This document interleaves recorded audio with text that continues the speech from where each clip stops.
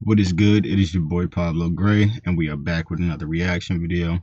And today we have a clip from Fox News, and the title of it is Dems Launch Investigation into Trump's Firing of State Department IG. If I had to guess, IG stands for Investigative General. I don't know, could be wrong, but we're gonna find out. But before we get into the video, if you like what I'm doing here, like, comment, subscribe, share it, please. I really do appreciate it. But let's get into it.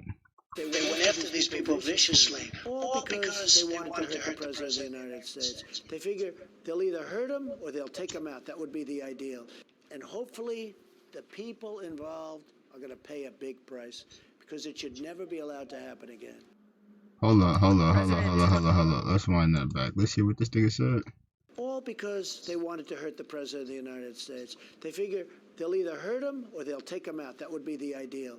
And hopefully the people involved are going to pay a big price, because it should never be allowed to happen again. President Trump reacting to the latest development of the declassification of Obama administration officials who might have been involved in unmasking former National Security Advisor Michael Flynn's name in intelligence reports. Reacting to President Trump's accusations of wrongdoing, former President Barack Obama tweeted simply, "Vote." Let's bring in Jeff Mason now. Jeff is the White House reporter. Well, first off, let me tell you this. I don't necessarily know what all of this means as far as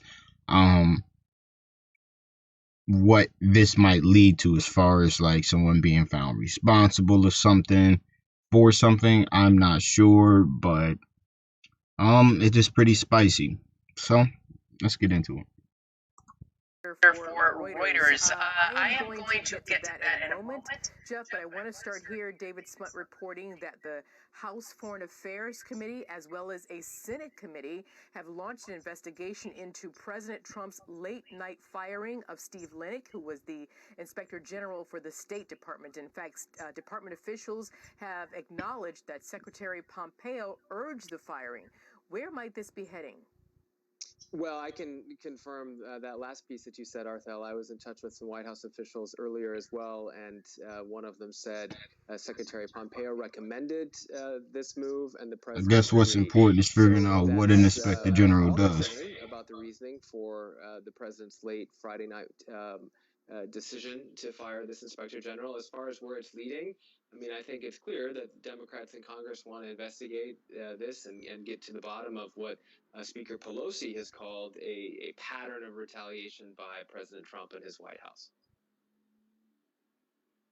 Okay, we're going to move on now to this other big story, and that is the Michael Flynn case. So, first of all, is the unmasking illegal, and will this become the centerpiece for President Trump's re-election campaign?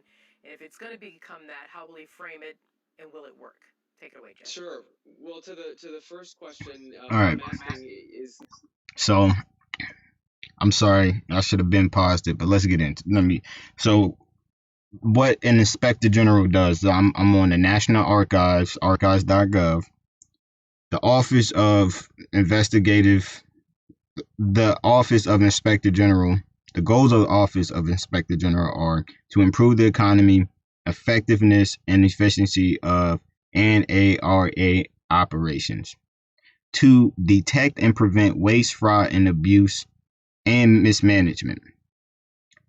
Their legislative responsibilities are to conduct audits and investigations relating to all aspects of the agency's programs and agencies, meaning operations, coordinate or recommend policies for agency activities and relationships between NARA and other federal agencies to promote efficiency and prevent waste, fraud, abuse, and mismanagement.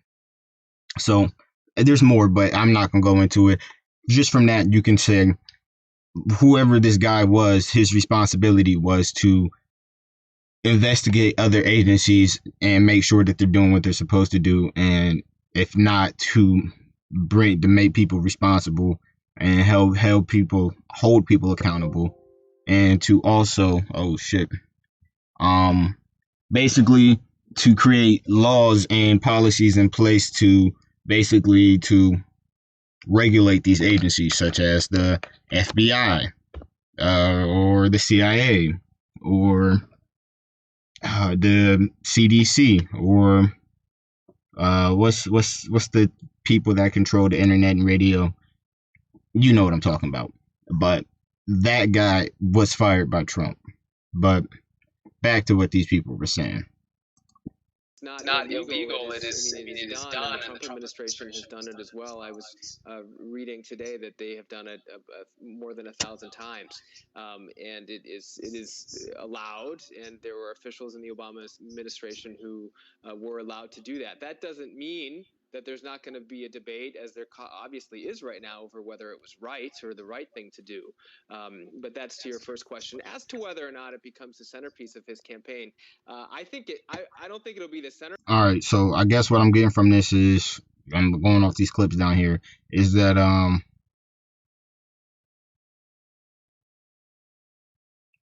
basically they gave out General Flynn's information and his identity as far as knowing like what happened, and I think that puts his life in jeopardy. And that might be it. I could be wrong. I could be interpreting this wrong. If I am, please let me know. But that's what I'm getting out of this. Piece, but I think it's a building block. I think it's clear from the president's tweets, also from comments by campaign officials and for that matter, White House officials, that this is something that he intends to focus on and probably see some political benefit from doing so. It is a rallying cry for his base in the same way that using grievance was a rallying cry for people who voted for him in 2016. What do you think the Democrats' defense will be? I think some Democrats will say this is a distraction technique, that this will be something that the president is focusing on.